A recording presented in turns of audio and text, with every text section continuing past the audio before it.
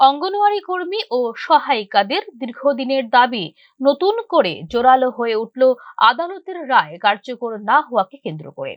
Gratuity pension, group D মর্যাদা এবং অবসরকালীন ৫ লক্ষ টাকার এককালীন অনুদান প্রদানের দাবিতে ত্রিপুরা অঙ্গনওয়াড়ি ওয়ার্কার্স ও হেল্পারদের উদ্যোগে আগরতলার নজরুল কলাক্ষেত্রে এক বিস্তারিত আলোচনা সভার আয়োজন করা হয় রবিবার।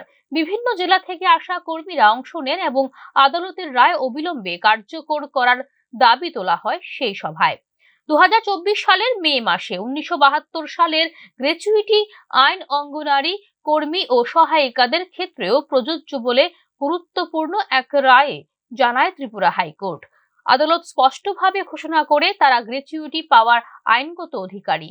একই সঙ্গে ২০২৩ সালের একটি রাজ্য সরকারি স্মারকলিপি বাতিল করে ৭% বার্ষিক সুদ সহ প্রাপ্য অর্থ পরিশোধের নির্দেশ দেয় ত্রিপুরা উচ্চ আদালত। রাজ্য সরকার এই রায়ের বিরুদ্ধে আপিল করলে বিষয়টি পৌঁছায় সুপ্রিম কোর্টে, তবে হাইকোর্টের রায় বহাল রাখে সর্বোচ্চ আদালত। ফলে আইনি দিক থেকে কর্মীদের দাবির পক্ষে চূড়ান্ত অবস্থান স্পষ্ট হলেও বাস্তবায়ন এখনো না হওয়ায় ক্ষোভ রয়েছে অঙ্গনওয়াড়ি কর্মী এবং সহায়িকাদের মধ্যে।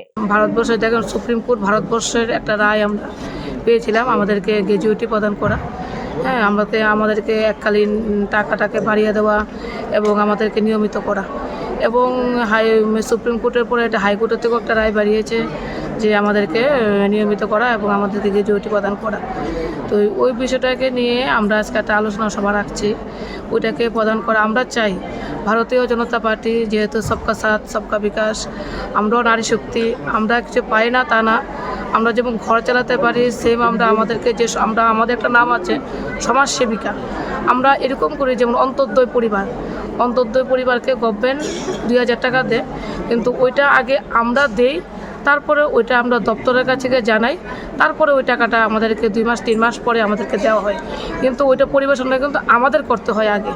তো এর জন্যই আমরা সমাজসেবিকা। যেমন আমরা পোলিও বাড়ি বাড়ি গিয়ে একবার আমরা বসে যে কোনো হেলথ ক্যাম্পে আমরা করেছি, এরপর আবার কোন বাচ্চা পায়নি ওদের মুখে 2 ফোঁটা দেওয়া, বক্স নিয়ে বাড়ি বাড়ি যাওয়া, এরকম প্রচুর গুরুত্বপূর্ণ কাজ আমাদের করতে হয়। কোভিড পরিস্থিতিতে এরকম দিদিমণিরা আমরা বাড়ি বাড়ি গিয়ে কে কোভিড পরিস্থিতিতে ওরা কীভাবে পড়েছে, এগুলো আমরা রিপোর্ট এগুলো আনতে গিয়ে অনেক দিদিমণিরা প্রচণ্ডভাবে অসুস্থ হয়ে গেছে। এরকম গুরুত্বপূর্ণ কাজ আমরা নিয়ত করেই চলছি। এরপরে আগে অঙ্গনবাড়ি দিদিমণিদের একটা কথা বলা হতো যে ওরা সেন্টার থেকে জিনিস নিয়ে জায়গা, এটা নিয়ে যায় সেটা নিয়ে যায়, কিন্তু এখন বর্তমানে আমরা যে অঙ্গনবাড়ি দিদিমণিরা যে আমরা সেন্টারগুলো চালাচ্ছি, আমাদের সমস্ত জিনিস যা দেওয়া হচ্ছে সমস্ত কিছু সিস্টেম অনুযায়ী, যেমন পোষণ টাকার অ্যাপসের মাধ্যমে একটা বেনিফিশিয়ারিদেরকে আমরা খাওয়ান পরিবেশন করি, ওইগুলি ফেস ক্যাপচার করা হয়। ফেস ক্যাপচার করলে প্রতিটা বেনিফিশিয়ারির কাছে মেসেজ চলে যায় যে ওরা অঙ্গনবাড়ি সেন্টার থেকে এই জিনিসগুলি পাবে, সরকারি পরিষেবাগুলি পাবে। ওইগুলি আমরা দায়িত্বপূর্ণভাবে আমরা দিয়ে অনবরত আমরা দিতেই চলেছি, কিন্তু আমাদের বাজার রেটে বিলটাও আমরা পাচ্ছি না। বছরের পর বছর অল্প সম্মানের বিনিময়ে মাতৃ ও শিশু পুষ্টি, স্বাস্থ্য সেবা এবং প্রাথমিক শিক্ষার মতো গুরুত্বপূর্ণ সামাজিক কর্মসূচি পরিচালনা করছেন অঙ্গনওয়াড়ি কর্মীরা, অথচ অবসর পরবর্তী আর্থিক সুরক্ষা বা সামাজিক নিরাপত্তার ক্ষেত্রে তারা বঞ্চিত।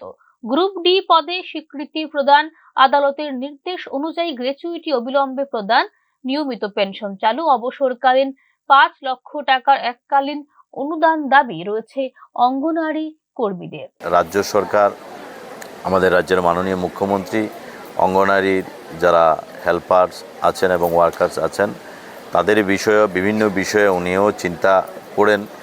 সরকারি তথ্য অনুযায়ী ২০২৬ সালের ৩১ জানুয়ারি পর্যন্ত ত্রিপুরায় ১০,২৭৫টিরও বেশি সক্রিয় অঙ্গনওয়াড়ি কেন্দ্র রয়েছে। আগামী দিনে এই সংখ্যা ১০,৫৫৬-এ উন্নীত করার লক্ষ্যমাত্রা ধার্য করেছে সরকার। ১ এপ্রিল ২০২৩ সাল থেকে ১,৪০২ জন অঙ্গনওয়াড়ি কর্মী এবং ১,৬১৫ জন সহায়িকা নতুন করে নিয়োগ পেয়েছেন রাজ্যে। পোষণ কর্মসূচির আওতায় পরিষেবা আরো কার্যকর করতে কর্মীদের মধ্যে ১১,১৩০টি স্মার্টফোন বিতরণ করেছে সরকার।